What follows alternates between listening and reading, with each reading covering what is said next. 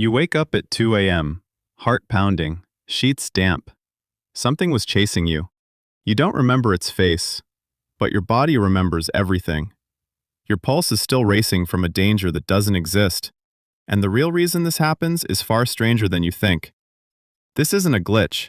It's a program, a very old one, written long before language, long before fire, long before anything you'd recognize as human civilization. And every night your brain still runs it. Go back. Not a few generations, not even a few thousand years. Go back to a time when your ancestors slept on the ground, in the open, surrounded by sounds they couldn't always identify. No locks, no walls, just breathing and listening and sleeping anyway. Sleep was the most vulnerable they would ever be. Eyes closed, muscles relaxed. A predator's dream scenario, quite literally. So evolution didn't remove sleep, it rebuilt it. A new kind of sleep emerged, where the eyes dart rapidly, the body goes nearly paralyzed, and the brain becomes almost as active as it is while awake. Scientists call it REM sleep. You call it the part where you dream. That paralysis isn't an accident. While your brain generates a vivid scene of running or fighting, something switches off the connection between your mind and your muscles. The story plays. The body stays still. Otherwise, every dream of running would mean actually running, in the dark, next to everyone you slept beside. Here's where it gets interesting.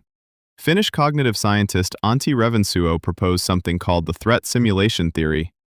Dreaming, he argued, isn't random noise.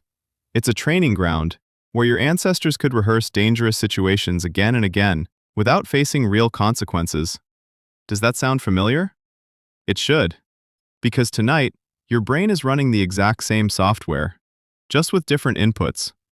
Revonsuo and others studied thousands of dream reports across cultures, and one pattern kept appearing. Threatening events show up in dreams far more often than they happen in real life. Being chased, falling, being attacked, losing something vital. Your dreaming brain isn't reflecting your life. It's overestimating danger on purpose, just in case. Now here's where the story gets even older. Neuroscientist Jerome Siegel traveled to study 3 groups living far from modern infrastructure: the Hadza of Tanzania, the San of Namibia, and the Tsimane of Bolivia. Hunter-gatherer societies, living in environments not unlike the ones your ancestors knew. These communities slept in groups, in the open, with fires burning nearby. Not for comfort, but because fire kept away the things that hunted in the dark.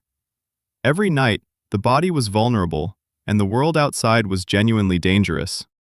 A brain that rehearsed danger while the body slept wasn't paranoid. It was prepared. So what happened to you? You don't sleep by a fire. You don't hear leopards in the brush. Your door locks. And yet you still wake at 2 a.m., heart pounding, from a dream about being chased. Psychologist Calvin Hall spent decades collecting dream reports from around the world, and the same handful of themes kept resurfacing. Being pursued, falling, showing up unprepared. None of these are random. Being pursued mirrors predator escape. Falling mirrors the danger of cliffs and trees. Being unprepared mirrors the social stakes of failing in front of your group, where reputation once meant the difference between being fed and being excluded. Your brain is still running threat simulations. It just doesn't have leopards anymore. So it improvises. That exam you forgot to study for, the one that still appears in your dreams years later, that's not really about the exam. It's an ancient alarm, repurposed, still asking the same question it always has. What happens if the group sees you fail? The hardware never changed, only the world around it did. And the dreaming brain never got the memo. So tonight, when you close your eyes, your brain won't switch off. It will switch modes, running the same ancient simulation your ancestors ran, built from millions of years of practice, for a world that mostly no longer exists.